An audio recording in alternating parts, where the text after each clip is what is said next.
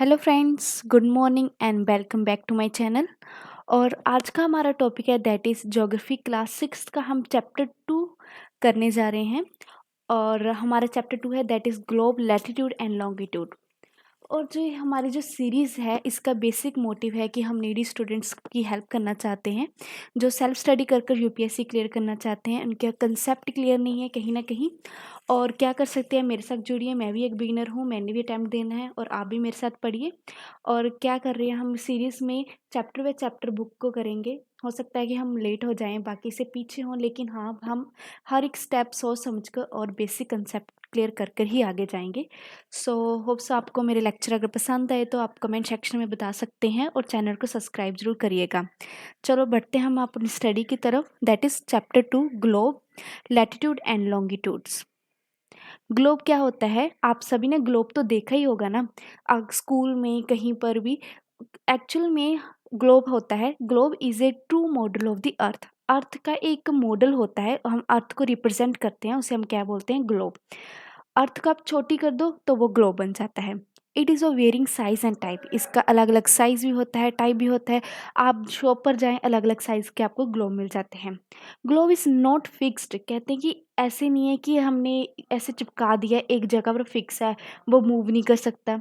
It can be rotated the same way as top spin, कहते हैं कि ये मूव कर सकता है जैसे कि टॉप स्पिन से, वहाँ पर एक स्पिन होती है, वहाँ से वो स्पिन करता हुआ मूव करता है। In the globe countries continent and oceans are shown in the correct size, कहते हैं कि जैसे कि कॉन्टिनेंट ओशन जितने जो रेशो में है, ये सारे के सारे जितना बड़ा है उतना ही बड़ा हम उसे ग्लोब पर दिखाते हैं। सो होप सो आपको ये समझ आ गया होगा कि ग्लोब क्या होता है। अगर किसी ने नहीं देखा है ग्लोब तो आप पिक्चर में देख सकते हैं कैसा होता है दिखने में। और एक बात आपने याद रखनी है, नेक्स्ट टॉपिक है हमारा एक्सिस। और एक्सिस पहले हम रफली समझ लेते हैं कि होती क्या है। एक्सिस होती है, हिंदी में बोल सकते हैं धुरा। जैसे कि धुरी होती है जिस पर वो घूमती है। हम सभी जानते हैं कि धरती हमारी एक एक तरफ को टिल्टेड है, झुकी हुई है, वहाँ पर वो घूमती है। और ये झुकी हुई तो हमने इस स्टैंड की तरफ मदद से दिखा दिया ऐसे ग्लोब में। और ऐसे ही एक्चुअल में है। और क्या बोलते हैं कि हम मानते हैं कि एक सुई जैसी एक नीडल होती है जिसकी इर्द गिर्द ये घूमती है, वो नीडल ही हमारी एक्सिस है। अगर आप नीडल, ये जो नीडल सच में ऐसी नीडल नहीं होती है, एक हमारी इमेजिनेशन है कि हम ऐसे सोचते हैं कि ऐसी नीडल होती होगी। देख लेते हैं क्या होता है। A needle is fixed through the globe in A tilted manner which is called axis, कहते हैं कि एक नीडल होती है जो ग्लोब में टिल्टेड मैनर में फिक्स होती है, उसे हम एक्सिस बोलते हैं। Pass through the two points call the north pole and south pole. ये स्टार्ट कहाँ से होती है, नॉर्थ पोल से, और एंड कहाँ पर होती है, साउथ पोल से। दोनों पॉइंट से होकर गुजरती है ये needle. The globe can be moved around the needle from west to east same as the earth direction, कहते हैं जैसे कि हम बोलते हैं कि अर्थ हमारी घूमती है वेस्ट टू ईस्ट में, वैसे ही ग्लोब भी मूव करता है इस नीडल के इर्द गिर्द। Doesn't have any such needle, it moves around an imaginary line. Actual में क्या है कि ऐसी नीडल कोई नहीं होती है, ये हमारी सिर्फ इमेजिनेशन है। Next one is equator. Equator क्या होता है, हम पिक्चर की मदद से देख लेते हैं। ये रहा हमारा जो धरती है, इसमें सेंटर में से हमने एक लाइन गुजारी है, 0 डिग्री जहाँ पर लिखा है, सेंटर में से जो लाइन है इसे हम बोलते हैं इक्वेटर। जानते हैं क्या होता है equator? It is a imaginary circular line. Circular ऐसे क्यों बोल रहा है ऐसे? इमेजिनरी मीन्स कि हमें इमेजिन की है, सर्कुलर मीन्स कि हमारी धरती गोल है ना, तो लाइन भी गोल ही होगी। सर्कुलर लाइन है प्लेस्ड हॉरिजॉन्टली, हॉरिजॉन्टल लाइन जा रही है ना, विच डिवाइड्स अर्थ इनटू 2 इक्वल पार्ट्स, कहते हैं कि अर्थ को 2 इक्वल पार्ट्स में डिवाइड कर रही है, इसे हम बोलते हैं इक्वेटर। ठीक है। और द नॉर्दर्न हेमिस्फीयर, जो जैसे कि हमने कोई एप्पल ही ले लो, उसे हम 2 पार्ट्स में डिवाइड कर देते हैं सेंटर में से काट कर। जो ऊपर वाला पार्ट है उसे हम बोलेंगे नॉर्दर्न हेमिस्फीयर। अर्थ का भी ऐसे है कि ऊपर वाले पार्ट को हमने बोला northern hemisphere. Northern half of the earth called northern hemisphere. जो नीचे वाला पार्ट था उसे हमने बोला southern hemisphere. Southern half of the earth is called southern hemisphere. All the parallel circles from equator to pole are called the parallels of the latitude. इस line को समझने के लिए हमें डायग्राम की मदद होगी कि जैसे कि आप देख लो यहाँ पर इक्वेटर का आपको याद हो ही गया कि क्या होता है। इसके पैलर में जितनी भी लाइंस हैं जैसे कि हमने ड्रॉ की है यहाँ पर ट्रॉपिक ऑफ कैंसर, ये लाइंस के नाम हैं। अगर आप फर्स्ट टाइम सुन रहे हो तो आपको ऐसे ही बता देती हूँ कि आपको इनके नाम याद रखने होंगे। हमने पंजाबी में भी पढ़ा है कि कर्क रेखा है, मकर रेखा है, भूमध्य रेखा है। वैसे ही ये एक लाइन्स को इंग्लिश में हमने प्रोनाउंसिएशन है, ट्रॉपिक ऑफ कैंसर है, ट्रॉपिक ऑफ कैप्रिकॉर्न है। और इनके जो बताया है इन्होंने इस जो हमने पढ़ा पहले कि ये इक्वेटर की पैरेलली जाती हैं। ट्रॉपिक ऑफ कैंसर पैरेलल है ना इक्वेटर में, जो हमने लाइन ड्रॉ की है। ऐसी आर्टिक सर्कल है वो भी एक पैरेलल लाइन जो है पोल्स तक, ऐसे ही हमने पैरेलल लाइंस ड्रॉ करते गए और इनको हम क्या बोलते हैं, ये इक्वेटर के पैरेलल है। बाद में हम पढ़ेंगे कि इनको हम लैटिट्यूड कहते हैं। Equator represent 0 degree latitude. Equator किस लैटिट्यूड पर होती है अगर आपसे पूछे तो कितने पर, 0 डिग्री लैटिट्यूड पर होती है। Distance from the equator to either pole is 1/4 of the circle.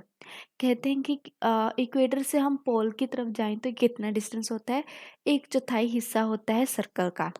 और अगर हमने मेज़र करना हो तो क्या होता है, अगर हमने कोई कहे कि हमने नॉर्थ पोल है जहाँ पर कितने डिग्री पर है, तो हम क्या करेंगे, हमें इतना पता है सर्कल का 1/4 हिस्सा है। सर्कल का पूरा एंगल कितने बराबर होता है, 360 डिग्री के बाद उसको हमने चौथा हिस्सा उसका लिख देना है। चौथा हिस्सा क्या होता है, 90 डिग्री। सो इजी ना। तो इस डायग्राम को ऐसे ही याद रखें, कितने डिग्री पर ट्रॉपिक ऑफ कैंसर है, इक्वेटर कितने डिग्री पर है, ट्रॉपिक ऑफ कैप्रिकॉर्न कितने डिग्री पर है, आर्कटिक सर्कल, अंटार्कटिक सर्कल, इसको आप सभी को ना याद रखना है। और बेसिकली हमने अब तक क्या सीखा, इक्वेटर के ऊपर क्या है, नॉर्दर्न हेमिस्फीयर, इक्वेटर के नीचे क्या है, साउथर्न हेमिस्फीयर।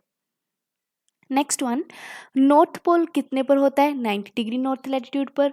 साउथ पोल कितने पर होता है, 90 डिग्री साउथ लैटिट्यूड।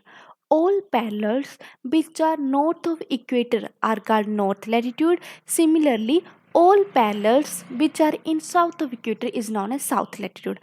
जो latitude, जो lines नॉर्थ में है उसे नॉर्थ लैटिट्यूड कहा, और जो साउथ है इक्वेटर के उसे हमने साउथ लैटिट्यूड कहा। Value of this latitude is represented by N और S, where N stand for north, S stand for south. The earth is a sphere, earth क्या है, गोला है। So we move away from the equator towards the pole, the size of the parallel latitude decrease. जैसे कि ये देख लो, अगर हम इक्वेटर की से पोल्स की तरफ जाते हैं तो क्या होता है, गोल है ना, वो एक जगह पर पॉइंट पर ख़त्म होती है धरती हमारी। तो जो लैटिट्यूड्स हैं इन सब का जो साइज वह घटता जा रहा है अगर हम मूव करते हैं। नेक्स्ट वन, आप देख सकते हैं अगर वर्ल्ड मैप पर आपने जो रेड लाइन की लाइन ड्रॉ की है, ये क्या है, हमारी इक्वेटर। अब तक तो आपको याद हो ही गया होगा। और आज का जो हम यूपीएससी तो स्पेसिफिकली ऐसे नहीं पूछता है, लेकिन कई क्वेश्चंस में हमें आ जाता है कि इक्वेटर से में कौन कौन से देश में से पास होती है, उन कंट्रीज़ के नाम बताने हैं। अगर आप किसी और पेपर की प्रिपरेशन कर रहे हो तो वहाँ पर तो आ ही जाता है। आप वर्ल्ड मैप पर देख सकते हैं कंट्रीज़ के नेम को हमने लिखा है। अब मेनली अगर हम देखें तो जो इक्वेटर है उसको हम 3 पार्ट में डिवाइड कर सकते हैं कि 3 जो हमारे कॉन्टिनेंट्स हैं वहाँ से पास होकर जाती है। First one is south America से, सेकंड वन इज़ अफ्रीका से, थर्ड वन इज़ एशिया से। इनमें टोटल कितनी कंट्रीज़ है, 13 कंट्रीज़ में से जाती हैं। फर्स्ट वन साउथ अमेरिका में Ecuador, second Colombia, third Brazil, और सेंटर में क्या है, अफ्रीका। अफ्रीका में कहाँ कहाँ से जाती है, Sao Tome and Principe, Gabon, Congo, Democratic Republic of Congo, Uganda, Kenya, Somalia. Asia में से मालदीव्स, इंडोनेशिया, किरिबिती। अब आप बोलोगे कि इतनी सारी कंट्रीज़ को कैसे याद रखें, और इसका भी हमारे पास सोल्यूशन है। हमने क्या किया है, शॉर्ट ट्रिक बनाई है। सबसे पहले हम क्या करेंगे, साउथ अमेरिका की ही सिर्फ कंट्रीज़ को लर्न करेंगे। साउथ के अमेरिका में कितनी कंट्रीज़ हैं, 3 कंट्री हैं। आप ऐसे याद कर लीजिए, अगर हम हिस्ट्री को जैसे रिवाइज करते हैं ना, तो क्या बोलते हैं, बिफोर कॉमन एरा। कि हिस्ट्री में ऐसा वर्ड आता है ना, इसको हम उल्ट करते हैं, तो कैपिटल लेटर ले लीजिए, एक एक एक, BCE, ये 3 बने ना, इसको हम फुल फॉर्म क्या होती है, बिफोर कॉमन एरा। और जो सेंटर में है ना देश, इनमें से आपने क्या करना है, टोटल नंबर ऑफ कंट्रीज़ कितनी है, 7 आती हैं अफ्रीका में। 2 कंट्रीज़ को आप स्किप कर दें, डेमोक्रेटिक रिपब्लिक ऑफ कॉन्गो और स्वाटोमा प्रिंसिपल, इन दोनों को स्किप कर दें। और क्या क्या बचा हमारा, Gabon, Congo, Uganda, Kenya, Somalia. इसकी ट्रिक है, गब्बर को अंडे का सैंडविच पसंद है। गब्बर मीन्स गैबोन, को मीन्स कॉन्गो, अंडा मीन्स युगांडा, का means Kenya, sandwich Somalia. Hope so आपको ट्रिक पसंद आई होगी। और जो 2 बच्चे हैं उनको आप इन्हें ऐसे ही लर्न करना है। Next one is Asia. Asia में को कौन कौन सी कंट्रीज आती हैं, मालदीव्स, इंडोनेशिया, किरिबिटी। और इन 3 कंट्रीज़ को हम कैसे याद करेंगे, माइक से। जैसे कि आप कॉमन वर्ड है माइक और MIK, ई को आप छोड़ दें। तो होप सो आपको ट्रिक पसंद आई होगी, सारी की सारी कंट्रीज भी पसंद आई होंगी। अगर आपने फर्दर ट्रिक्स याद करनी है, मैंने अलग अलग से प्लेलिस्ट में डाल रखी हैं, तो आप लर्न कर सकते हैं। और ये जो नेक्स्ट वन हम नेक्स्ट वीडियो में करेंगे। अभी तक तो हमारा बहुत सारा टॉपिक ये पड़ा हुआ है।